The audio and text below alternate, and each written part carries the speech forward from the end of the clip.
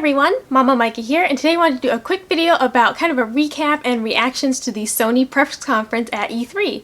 The first thing that they showed was God of War, and oh my god, it was so dramatic. They have this live orchestra playing, and I thought, what other game could have a live orchestra other than something really intense? And I thought, maybe it's God of War.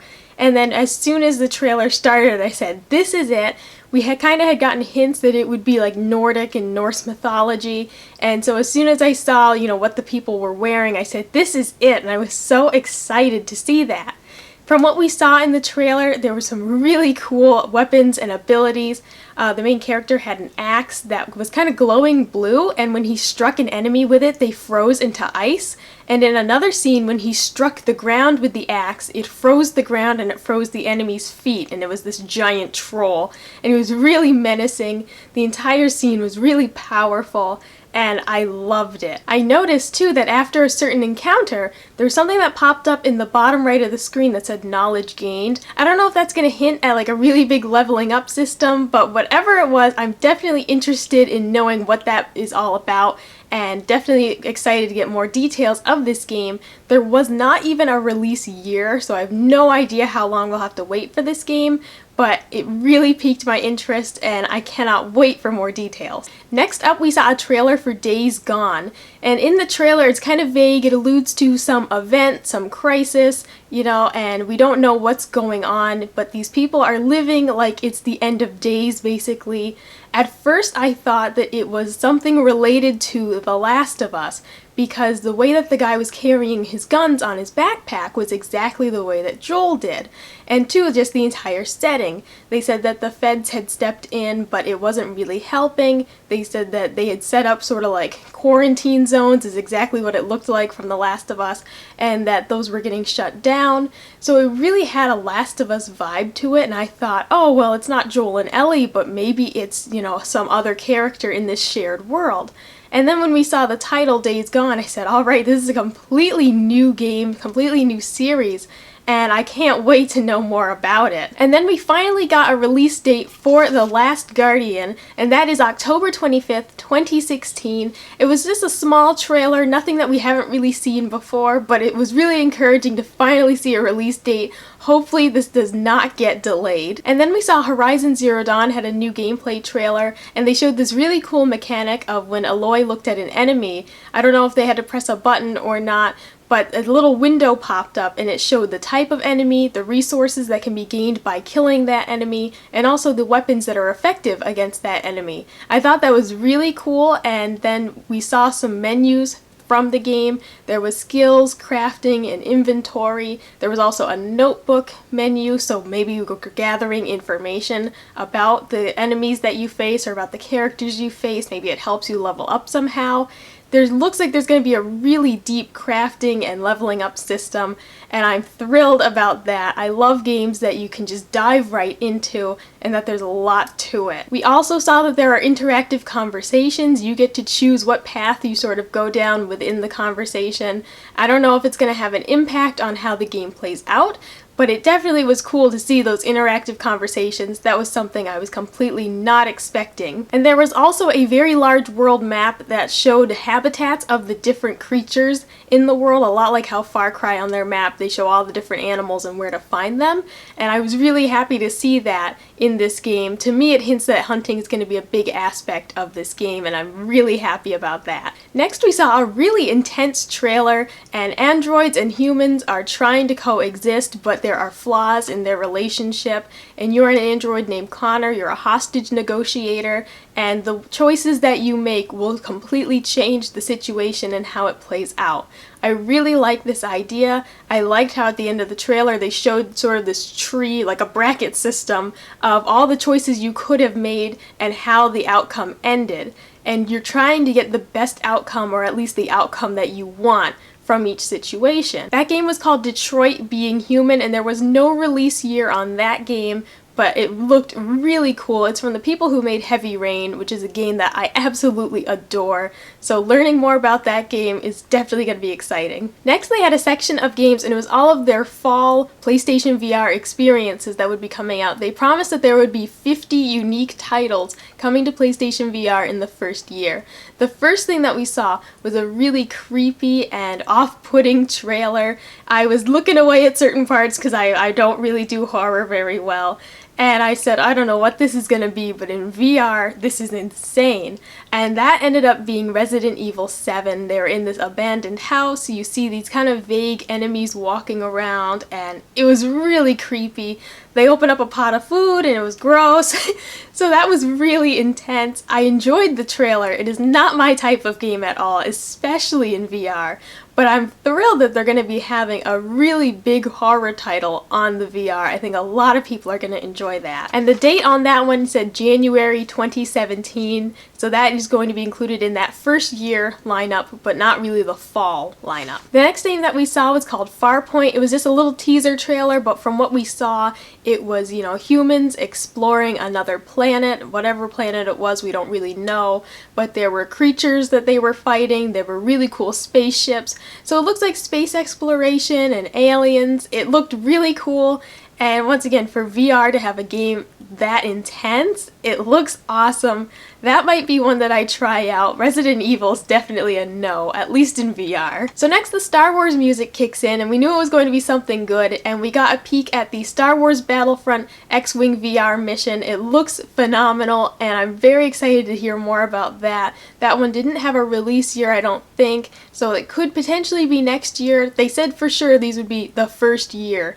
that the PlayStation VR was out. And after the Star Wars music stops, Joker, he starts talking. We all hear the voice and we say, what is this going to be? And it's Batman Arkham VR. We don't know much about it. There was a very brief trailer, but I am so excited for that. With the Batman Arkham Remastered games coming out soon, I'm so excited for those, and having this coming out in October is going to be awesome. They said that would be launching with the PlayStation VR, so that'll definitely be something I get for it. And the last thing that they showed was the Final Fantasy 15 VR experience. Fighting those monsters with a VR headset on looked insane. I couldn't believe what I was seeing on the screen. These towering giant creatures, all just in VR. I thought this is going to be bananas. Next we see a demo that really caught me off guard because I was not expecting to be wowed by this game, and it was Call of Duty Infinite Warfare. I didn't know what game it was at first, but as soon as I saw the fighting on the space bridge, I said, it's Call of Duty Infinite Warfare, it has to be. And it looked incredible. The guns and just the map design, what they had, it looked really good. That environment looked phenomenal. And I'm really excited now for that game. I'm definitely not going to buy it. I think I'm done buying Call of Duty. As long as they're doing the futuristic stuff, I'm done with it. But it's definitely going to rent it. Before I was on the fence about even renting this game, and now I'm definitely going to rent it. Even if I'm not into the multiplayer, that campaign looked really fun. So next, the man who was hosting E3 comes onto the stage, and you hear a little fun little island music playing, and the stage is kind of, all of a sudden has like this decoration on it, like it looks like kind of like a beach or something, and you see his shadow has been replaced by Crash Bandicoot. I freaked out. When I was a kid, Crash Bandicoot was one of my favorite games. I never owned a video game console. All I had was like a Game Boy because that's all that we could really afford when I was a kid. But my next door neighbor had a PlayStation, and we would play Crash Bandicoot every single day. We'd play that, we'd play Spyro, and I just loved it. And so there's so much nostalgia for me for that game, and it just reminds me of playing it with my friends when I was a kid. So seeing that game and seeing that they're bringing it back, I was absolutely thrilled. So the actual announcement was that Crash 2, and Crash Warped are going to be remastered, and they said from the ground up. So these are complete remasters, not just an HD remake. They are completely redoing the game from the ground up. There was no release year given on that. They talked a little bit too about how Crash Bandicoot's going to be included in the next Skylanders update or toy series, whatever it is. I don't know anything about Skylanders, but I can't wait to have more details about this. It's something I've been waiting for such a long time. Now all we need is a Spyro remastered collection, and it'll be perfect. Okay, so next, this was a huge surprise. Hideo Kojima comes onto the stage and the crowd goes wild. And it was the nicest thing. He says, "Hello everyone, I'm back." and he was so happy to be showing off his new game. It was actually really heartwarming. It's a weird thing to say about an E3 press conference, but seeing this man who was just so happy to be making games again and to be showing them off with people who were just so excited, it was really something special.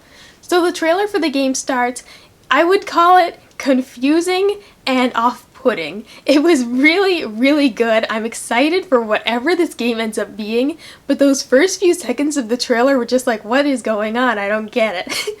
But it looks really cool, and it's starring Norman Reedus, so I'm happy that they get to work together after the whole thing went kaput. So I'm very happy about that.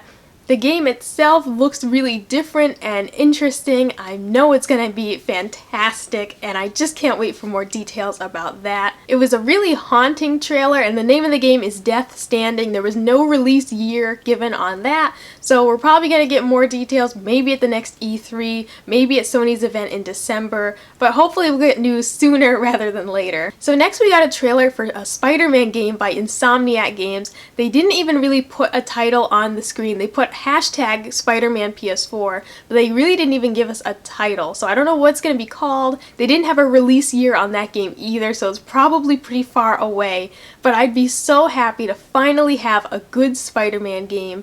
Batman has these incredible games now, and it's time for more superheroes to get better games. So last thing that they did was Days Gone was brought back onto the screen, and we got a gameplay trailer. We finally see the enemies that are hinted at in the theatrical trailer, and they're definitely zombies. You know, the longer that we watch the trailer, it's very clear these are zombies. There's been some sort of crisis that has caused this, and once again, it was sort of that Last of Us feel that the government has stepped in and tried to help, but they really aren't doing well. These quarantine zones, you know, people aren't surviving in them. They're kind of turning their backs on the government and trying to live on their own instead.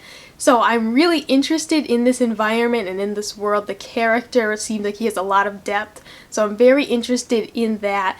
And I can't wait to see more of it. The guns looked really great in this game. That's my number one thing, is the guns have to be powerful. They have to look like a lot of fun to use, and it looked great from what I saw. And very quickly to end this, I wanted to talk about things that we didn't see at Sony's press conference. For myself, I was really excited to see more about I Am Setsuna, and we haven't gotten any announcements yet about that. We could get something later in the week, but I really expected that to be part of their conference. So I'm unsure why they left it out, but I really do hope for more details on that game. We also didn't hear anything about No Man's Sky for VR. The rumors on why that game was delayed is because they were trying to get it ready for VR so that when PlayStation VR comes out, No Man's Sky will be available as a title for it. But then they didn't even mention No Man's Sky for PlayStation VR, and it seems like such an obvious tie-in because that game seems like something that is perfect for VR. It kind of seemed like low-key space exploration. There's enemies, but if you play your cards right, they might not attack you. It seemed like the perfect VR experience, so I was really surprised that they didn't show that as part of the PlayStation VR lineup. Well, that was my quick recap and reactions to the Sony conference at E3 2016. Let me know in the comments below what your favorite game of the conference was, or favorite announcement was, and let me know, if, just like me, if there was any games that you were disappointed that you didn't get to see. Like, comment, and subscribe if you want to see more, and I'll see you next time. Bye!